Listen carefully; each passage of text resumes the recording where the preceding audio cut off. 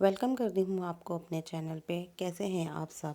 आज की रेमेडी इतनी ज़बरदस्त है, ये बेस्ट है रेमेडीज़ है। ये उन हेयर के लिए है जिसके लिए हेयर फॉल हो रहा हो, जिनके सर में डैंड्रफ हो रहा हो, जिनके बाल तेज़ी से गिर रहे हों, ये उनके लिए बेस्ट हेयर ऑयल बनने जा रहा है।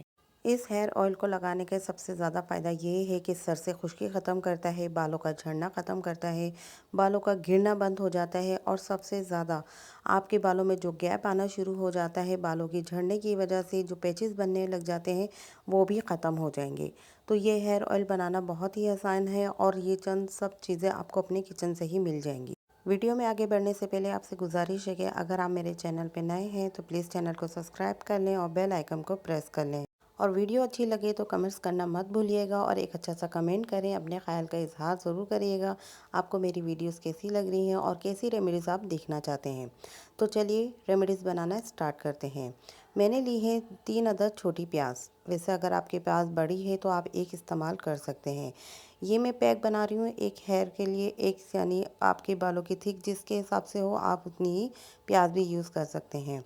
अब आपने प्याज को छीलने के बाद बारीक बारीक काट लेना है, क्योंकि ये बारीक बारीक इसलिए हम काटेंगे क्योंकि इसका हमें पेस्ट तैयार करना है।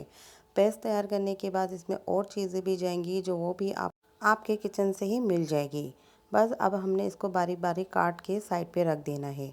1 अदद नींबू मैंने इसमें इस्तेमाल किया है, मगर हमें इसमें नींबू का रस नहीं चाहिए, हमें इसके छिलके चाहिए। जी हाँ, इस हेयर ऑयल में हमें इसके सिर्फ छिलके चाहिए, ये पल्प हम साइड पे कर देंगे। मेरे पास बड़ा नींबू था इसलिए मैंने बड़ा लिया। अगर आपके पास बड़ा ही आपने इसमें यूज़ करना है, क्योंकि छोटे छिलके निकालने में आपको मुश्किल होंगे, तो आगे कोशिश करें जब भी आप नींबू इस्तेमाल करें थोड़ा मोटा छिलके वाला ही लें ताकि पल्प निकालने में आसानी हो, क्योंकि हमें इसमें छिलका यूज़ करना है, इसका पल्प यूज़ नहीं करना है। आपने इस पल्प को भी ज़ाया नहीं करना है। इसको आप हैंड पे, अपनी फीट पे, जहाँ जहाँ हाथ पैरों पर निशानात बन गए हों, मैल कुचैल हो रहा हो, धब्बे हो गए हों, आपने उस पल्प को लगाने के 15 से 20 मिनट छोड़ देना है। फिर उसके बाद आपने वॉश करना है। आपको पता है कि विटामिन सी होता है जो हमारे हाथ और पैर पे ब्लीच का काम करता है। इसके अंदर ऐसे केमिकल अल्लाह ने कुदरती दिए हैं जो हमारे निशानात को ख़त्म करने में मदद करती हैं। अब मैंने इन सबको बारीक बारीक काट लेने के बाद मैंने एक ब्लेंडर में डाल के इसका पेस्ट तैयार करूँगी। अब मैं इसमें 2 चम्मच हेयर ऑयल डाल रही हूँ। वैसे तो मेरे बालों को कोकोनट ऑयल, नारियल का तेल सूट करता है तो मैं वो डाल रही हूँ। अगर आपके बालों को नहीं करता आप मत डालिए, इसको स्किप करके आप जो यूज़ करते हैं वो भी डाल सकते हैं। और सबसे ज़्यादा आप इसमें मस्टर्ड ऑयल भी यूज़ कर सकते हैं। मस्टर्ड ऑयल, सरसों का तेल भी बहुत फ़ायदेमंद है, आप वो भी यूज़ कर सकते हैं। इसको पीसने के बाद इसको स्ट्रेनर के ज़रिए आपने इसका रस निकाल लेना है। जी हाँ, इसका जो पल्प है उसको हम साइड कर देंगे। पल्प हमें यूज़ नहीं करना है। हमेशा जब भी आपने ये रेमेडी बनानी है तो आपने इसका सिर्फ रस ही यूज़ करना है। इसके पल्प के साथ अगर आप बालों पे अप्लाई करेंगे तो बालों को फ़ायदा होने के बजाय नुकसान ही होगा। जो इस आपको रेमेडी बताई जा रही है स्टेप बाय स्टेप आपने ऐसे ही फॉलो करना है और इसी तरह इस रेमेडी को आपने तैयार करना है।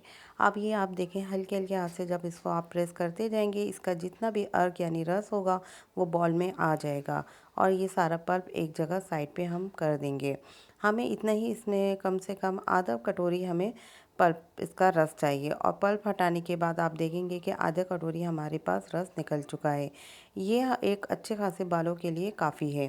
अब हम इस रस में एक एवियन कैप्सूल भी डालेंगे। मैं इसमें एक डाल रही हूँ, अगर आपकी बालों की ग्रोथ ज़्यादा है तो आप 2 भी डाल सकते हैं। मैं जब भी कोई भी रेमेडी आपके साथ यूज़ करती हूँ तो उसको पहले मैं खुद अप्लाई करती हूँ, फिर ही आपके साथ शेयर करती हूँ। वो फ़ायदेमंद होती है तो तभी मैं आपके साथ इसका रिव्यू ज़रूर देती हूँ ताकि आप लोगों को भी इससे फ़ायदा हो। विटामिन ई का कैप्सूल जब हम बालों में लगाते हैं, स्किन पे लगाते हैं, आपको पता है उसके कितने फ़ायदे होते हैं।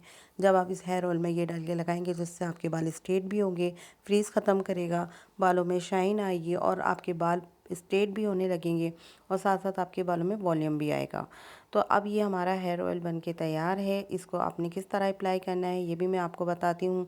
आपने इसको जड़ों में लगाना है। लगाने के 10 से 15 मिनट बाद मसाज करके छोड़ देना है। वैसे तो मैंने इंजेक्शन लिया है, अगर आपके पास इंजेक्शन ना हो तो आप हाथ से भी इसको अप्लाई कर सकते हैं। वैसे बेस्ट है कि आप इंजेक्शन लें। इसकी सुई वाला हिस्सा निकाल के आपने इसको इंजेक्शन में भर के बालों की जड़ों खोल खोल के इसमें आपने लगाना है। तो इस तरह आपकी हर एक जड़ में अच्छी तरह लग जाएगा। फिर आपने इसका मसाज करना है। इसका आपने 3 से 4 मिनट अच्छी तरह मसाज करने के बाद कम से कम 1 घंटे के लिए छोड़ देना है। जब आप हेयर वॉश करने जाएँ तो ये रेमेडी बना के आप लगा सकते हैं।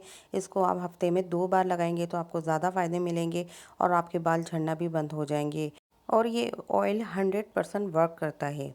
और आपने कोशिश करना है जब भी ये रेमेडी यूज़ करें तो सर पे ना आपने कोई ऑयलिंग की हुई हो, ना ही बाल ज़्यादा गंदे हों, तो ये रेमेडी आपको फ़ायदा नहीं देगी।